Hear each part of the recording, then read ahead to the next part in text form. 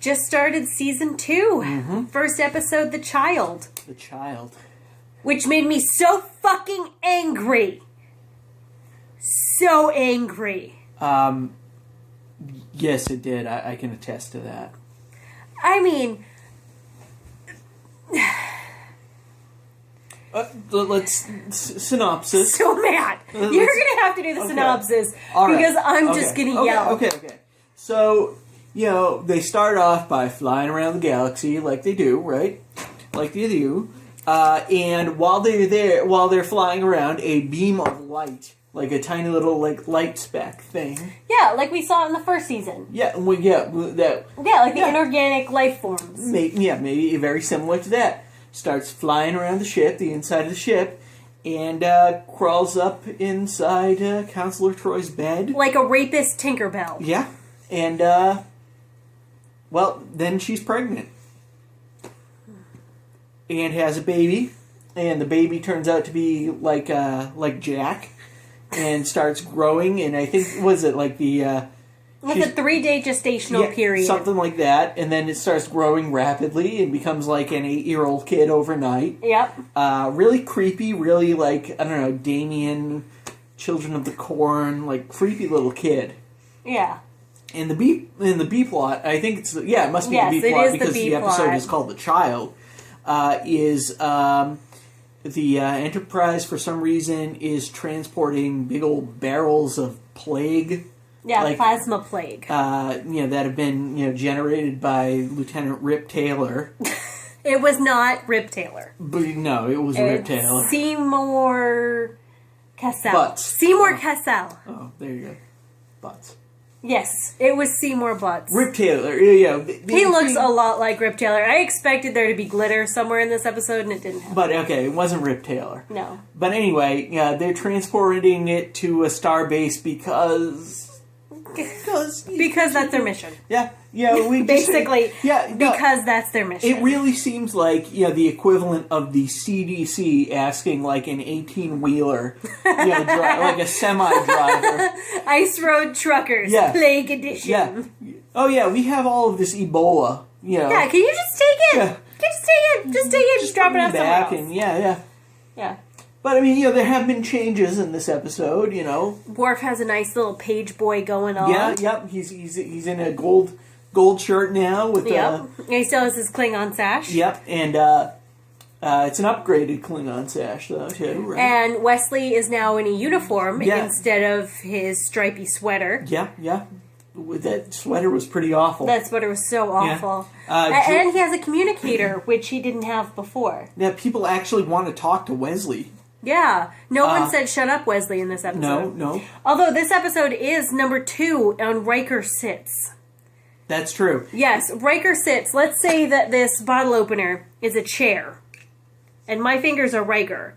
Riker crawls over the chair to sit down on it. Yes, he does. He did it in the last episode of the first season. Did he? He did. Okay. And now he did it again in this episode. There's a YouTube video compilation out there of Riker Sits. And we are at number 2. This is character development right here. Yes. Character development. Geordi's now the chief engineer. Which is good, because we're not having disposable chief engineers anymore. Yeah, I mean, the turnover rate for that was just like... It was really bad. Yeah. And from what I understand, Geordi is on the series for the rest of it, so... He'll probably be chief engineer for a while. Yeah. Oh, no, Brian's back. Oh, yeah, Chief O'Brien. Who is not Chief O'Brien yet. He's random Irish guy number 4. Yeah, I don't even know if he has a name yet. I don't think so. Mm-hmm. This is his second or third episode? He was in the first episode. Yeah, I think that's it. He was in any other ones of season 1. But, Chief O'Brien, always a welcome addition. Nick has sort of met Chief O'Brien. I met him at a cake shop. Yeah. He probably remembers it very well. But they man-nodded to each other. It wasn't like an, oh my god, I'm such a big fan. It was just... And then he man-nodded back. Yeah, he did. Which is really, really cool. And I did also meet... I have the coolest boyfriend. I did also meet Whoopi Goldberg, too. You did? Oh, yeah! At the movie theater. She came into the movie theater that I worked at. Yeah. But, yeah, and Whoopi Goldberg is now on the show. Yes, she's Guinan. Guinan, the bartender. The bartender. They have a 10 forward.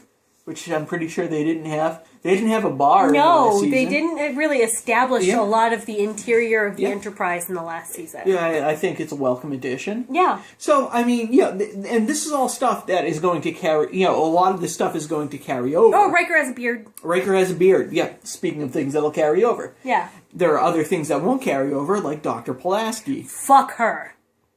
Yes. What a bitch. Yes.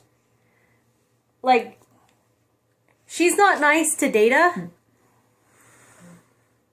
I don't like her at all. No, she treats him like a piece of equipment. And, she pronounces his name Data instead. Twice. Yeah. And she's like, well, whatever. It's not like it matters because you're just you're just like a screwdriver or He's whatever. not just a machine. Yeah. It's really... It's very off-putting and a terrible introduction to the character. It's not the actor's fault. She's fine. I think she does what they've told her to do. Yeah, I guess so. I think she was actually very good. Like, if that's who Dr. Pulaski is supposed to be, Diana Muldaur, I think, does a good job with what she has. With what she's given, but the character is terrible. The character's awful. Yeah. But, okay, so enough about the changes from Season 1 to Season 2.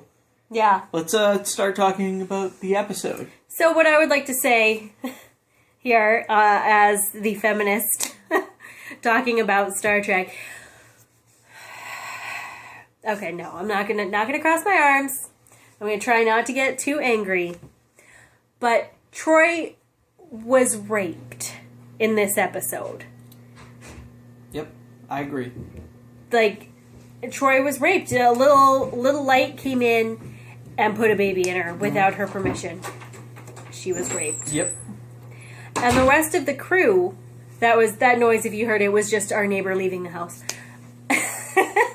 No, he's already gone. He's gone.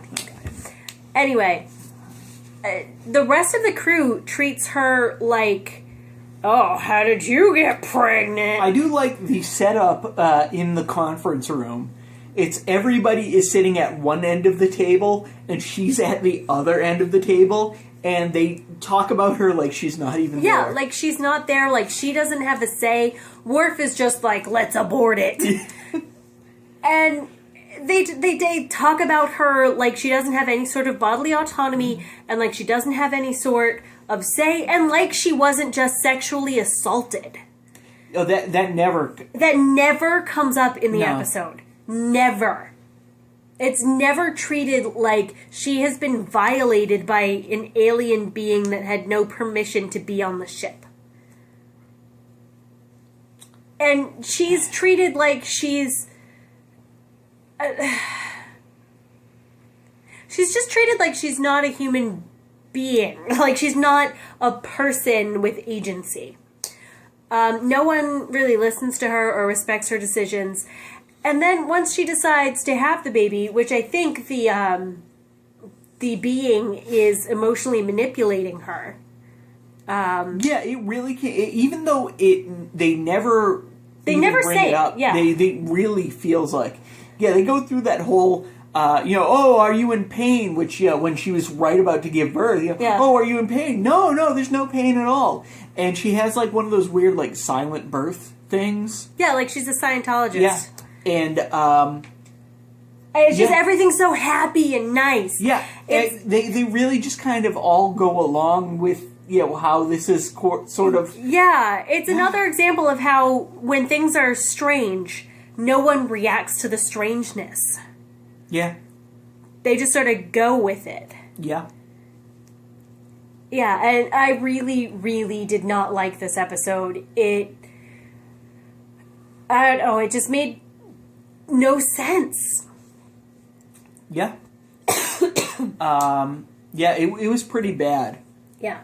I don't know, maybe 3 when this episode was It was on. 1989. Yeah, 4. But if I was my age, if I was this old then, I would have been severely disappointed with this, being the lead into the second season. I'm pretty sure there was like a TV writer's strike or something, And, yeah, because I'm pretty sure this season's only, like, 15 episodes long or something. But and right now, that feels like a blessing. Yeah, it really does. Man. And, I'll just put it out there. You could definitely find somebody better to transport your Mutaba virus than Rip Taylor. Yeah. You could. Definitely.